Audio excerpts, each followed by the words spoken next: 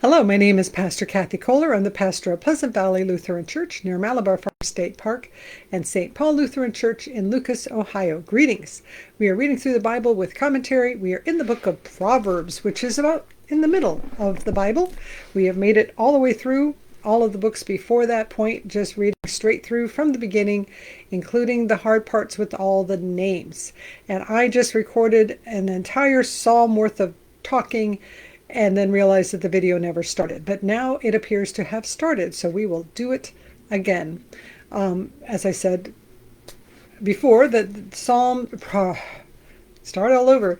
Proverbs is divided into sections, and the bulk of the Proverbs, these pithy one-line sayings, memorable sayings, such as "a watched pot never boils," which has truth in two directions. It never boils because you keep an eye on it and you don't let it boil, but also if you're waiting for it to boil, it never seems to boil because you're watching.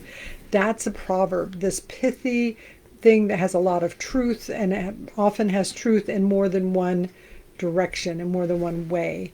So most of the Proverbs in the book of Proverbs are in chapters 10 through 29. Chapters 30 and 31 are kind of wrap up, and they talk about a righteous, wonderful woman. Verses 1 through 9 are kind of introductory. They talk about wisdom and the importance of wisdom, and they paint this picture of wisdom as a woman. And it doesn't mean that we worship a goddess. It doesn't mean that we're adding another god to our collection. Wisdom is a personification. It's poetic. It's a poem. It's poetical form to describe wisdom as a woman that you want to have on your side and to have in your court and to go after. And there are still some pithy sayings in the first parts in chapters 1 through 9, but a lot more it's sort of setting it up and saying, child, listen to what I'm teaching you and go after wisdom. And that's definitely what we're going to hear today in chapters 4 and 5 of Proverbs. So, Chapter 4, verse 1, "Listen, children, to a father's instruction, and be attentive, that you may gain insight. For I give you good precepts. Do not forsake my teaching. When I was a son with my father, tender, and my mother's favorite." Such a fun line. When I used to be my mother's favorite, back when I was little and cute. "He taught me and said to me, let your heart hold fast to my words, keep my commandments and live. Get wisdom, get insight. Do not forget nor turn away from the words of my mouth." So wisdom, insight, knowledge, understanding, precepts, teachings, they're not synonyms, but they are. They're all very similar concepts. Get wisdom, get understanding. Get understanding, get insight. So part of it is because it is in poetical form that they do not use the same word over and over again. Part of it is that because wisdom is this larger thing that includes understanding things, how to do things, and having skills and knowledge, all kinds of things that all come under the area of wisdom. Verse 6, "Do not forsake her," this is again personification, "and she will keep you. Love her, and she will guard you. The beginning of wisdom is this, get wisdom, and whatever else you get insight. Prize her highly, and she will exalt you. She will honor you if you embrace her. She will place on your head a fair garland. She will bestow on you a beautiful crown." Again, we are not saying that wisdom is a literal physical woman and that you're going to get an actual physical crown or a garland of flowers on top of your head. It's poetry. However, that said, it's the idea that you want wisdom like you would want to go after and have this woman as a friend, as a companion, as somebody who will look out for you and help you and reward you. And as you go after wisdom, you grow in stature, you grow in understanding, and it does end up giving you blessings that come down on your head in good ways. And as I'm listening to all this, I was thinking, I have kids. My kids are grown up, but they're still very young adults. And don't we all just want our kids to make good choices? And we want our kids to make to be wise. And when I was young, did a lot of really, really stupid things. Was very foolish, and I'm very fortunate that I came out of it okay. And I wish that I could pass on my wisdom so that my kids would not make the same stupid mistakes that I made. And perhaps they have avoided some of those, but then of course we all make our own mistakes. So even if they manage to avoid the mistakes I made, then the chances are good that my kids will make their own mistakes, because we all each do foolish, stupid things, and then we learn from them. And that's one of the ways to get wisdom, is when we have a failure, a failing, a mistake, something go wrong in our lives, when we take the time to get wisdom, to go after it and say, okay, what can I learn from this experience? Not let it be wasted, that I'm just as foolish next year as I was last year. That would not be good, but to learn and grow from the things that happen to us. Verse 10, hear, my child, and accept my words, that the years of your life may be many. I have taught you the way of wisdom. I have led you in the paths of uprightness. When you walk, your step will not be hampered, and if you run, you will not stumble. Keep hold of instruction. Do not let go. Guard her, for she is your life. So instruction is she is the wisdom, and to hold on to that, and then you will walk well and be able to run, that you will have long life and prosper. It doesn't exactly say prosper, but it kind of does say have a long life and prosper. Verse 14, do not enter the path of the wicked. Do not walk in the way of evildoers. Avoid it. Do not go on it. Turn away from it and pass on. For they can't sleep unless they've done wrong. They're robbed of sleep unless they've made someone stumble. For they eat the bread of wickedness and drink the wine of violence. So you don't want to be like the wicked. They can't even sleep until they've done something violent and awful towards somebody else. Verse 18, but the path of the righteous is like the light of dawn, which shines brighter and brighter until full day. Such a wonderful picture, this idea of when it's dark, but the dawn is coming and it gets a little brighter and a little brighter, and pretty soon it's actually daytime. The sun has come up and you can see. Verse 19, the way of the wicked is like deep darkness. They do not know what they stumble over.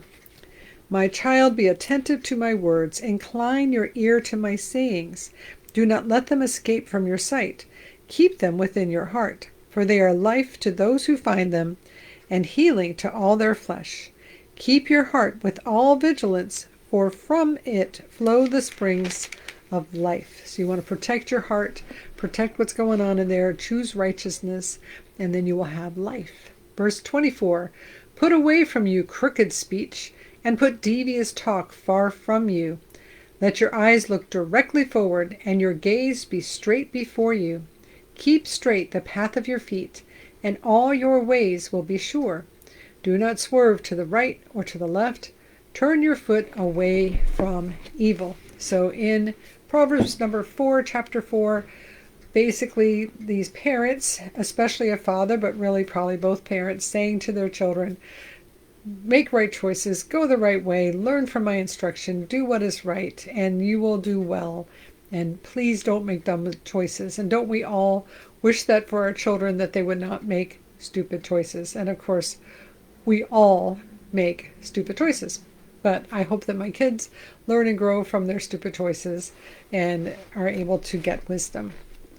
So chapter 5, which is continuing my child, so still teaching.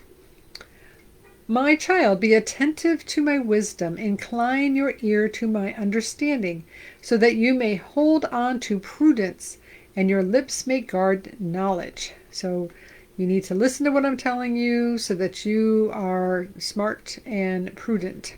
Verse 3, for the lips of the loose woman drip honey, and her speech is smoother than oil. So for loose woman, there's actually a footnote that in the Hebrew, it's strange, the strange woman. So, and I think of it as a woman, a spouse, a person, I can't even talk today. Who is the strange person, the loose person? Somebody who is not your spouse or your significant other. Somebody, you have an established relationship that you're in and you stay in and you're committed to one another. a woman or a man who is not part of that relationship is the strange person coming in and affecting that relationship. So they're saying stay away from a loose woman or the strange woman, for the lips of a loose woman drip honey, but her speech is smoother than oil. But in the end she is bitter as wormwood, sharp as a two-edged sword. So she sounds good, she tastes good, but actually she's bitter and sharp, and it's not good. You don't want to go there. Verse 5, her feet go down to death, her steps follow the path to Sheol, to death. She does not keep straight to the path of life. Her ways wander, and she does not know it. Verse 7, now my child, listen to me, and do not depart from the words of my mouth. Keep your way far from her, and do not go near the door of her house, or you will give your honor to others, and your years to the merciless. And strangers will take their fill of your wealth, and your labors will go to the house of an alien. At the end of your life you will groan, when your flesh and body are consumed. And you will say, oh, how I hated discipline, and my heart despised reproof. I did not listen to the voice of my teachers, or incline my ear to instructors. Now I am at the point of utter ruin in the public assembly. So again, saying to the child, you need to listen. You need to do what I'm telling. Stay away from a strange person that's outside of your relationship. Do not give in. Do not go near. Do not even begin to start. Because if you do, you lose your honor. You lose your years. You lose your money. Your work is for nothing. At the end of your life, you're going to be like, oh, I should have listened. I should have not done what I did. Verse 15. This poetry can be pretty vivid, I think. Drink water from your own cistern, flowing water from your own well.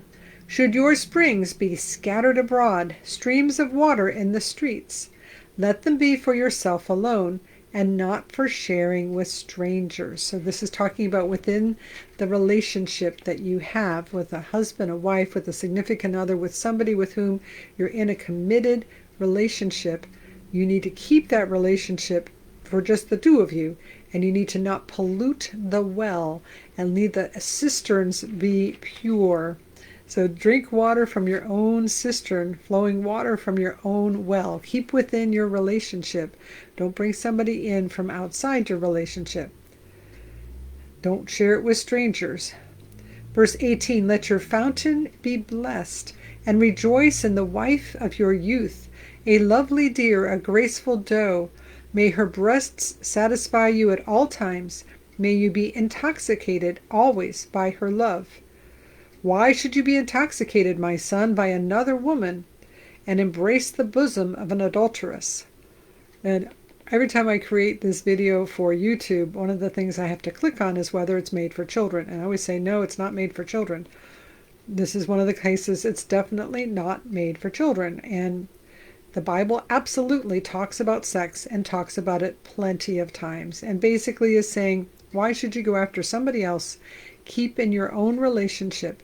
Be pure and true in your own relationship. Be delighted with one another. May you and rejoice, and may her breast satisfy you. May be intoxicated by the other person's love. Why should you be intoxicated by somebody else? Verse 21, for human ways are under the eyes of the Lord, and he examines all their paths. The iniquities of the wicked ensnare them, and they are caught in the toils of their sin. They die for lack of discipline, and because of their great folly, they are lost. So the iniquities, the sins of the wicked trap them. They get trapped in their own things that they did, and they get caught in their sin, and what they did catches them. And the wicked die for lack of discipline. And of course, all of us sometimes could use a little more discipline, but I think in this case, the discipline is talking more about being willing to be taught, being willing to say, I'm going to hear what I'm doing wrong and be willing to change and do what is right. That is also a form of discipline. And if we are never disciplined, we don't do well. And they die for lack of discipline, and because of their great folly, they are lost. The folly of not being teachable and able to listen and grow and avoid doing evil and do what is right. So all the way through the Old Testament, we've talked about righteousness equals justice, equals equity, equals looking out for people, widows, orphans, strangers, people on the edges of society, that there's not this huge inequity between very rich and very poor, but that if you are very rich, to be righteous means to be generous and giving and taking care of people, looking out for people. That is righteousness. But now there's also this, the wicked people do violence, and the wicked people are unwilling, they can't learn, they can't grow. So there's this twofold thing: choose righteousness and seek wisdom, and avoid adultery. And I had a teenager ask me a week or two ago, what is adultery? And adultery is messing around with somebody that is not a person you should be messing around with, is the very unscientific explanation of what that is. So if you are in a committed relationship, whether you've got a piece of paper from the state or not, you become one flesh, and you are together. And God, and if you're, especially if you've committed to one another before God, you're more married than not. You become one flesh. You've got a commitment before God. You just don't have a piece of paper from the state. So that relationship is just as serious as an actual marriage, which has a piece of paper from the state. Or even if you haven't been going together that long, but you've got a new boyfriend or girlfriend or something, at what point do you become, I'm blanking on the word that we use, just only that person and nobody else. When we get to that point where we say, okay, this is the person that I am with, nobody else that I'm with. At that point, when you start to mess around with somebody else, even verbally, even over the internet, that is adultery. That is bringing another person into the relationship, and it is destroying the closeness and the closeness and the specialness of this bond that you have created with this other person. So, and what constitutes adultery? And it's one of those things where it isn't necessarily this thing or that thing, but it's when you cross a line. That it's one thing I would talk to a friend and talk about anything, but I don't talk about certain things with the friend. That is reserved for the person with whom I'm in a deep and sexual relationship. That's the person I talk about those things with, and nobody else. So even if there's not a physical intimacy, if there is online intimacy or any other kind of inappropriate intimacy, that's adultery. And it's very easy to fall into. So you have to definitely use Proverbs, be on your guard. Do not go anywhere near it. Just stay far away from it, because it never goes well for any of us. And now may the Lord bless you and keep you. May the Lord make his face shine upon you and be gracious unto you. May the Lord look at you with favor and give you peace. In the name of the Father, and of the Son, and of the Holy Spirit. Amen. Go in peace. Like, subscribe, and comment. Thank you so much for being here, and we will see you next time.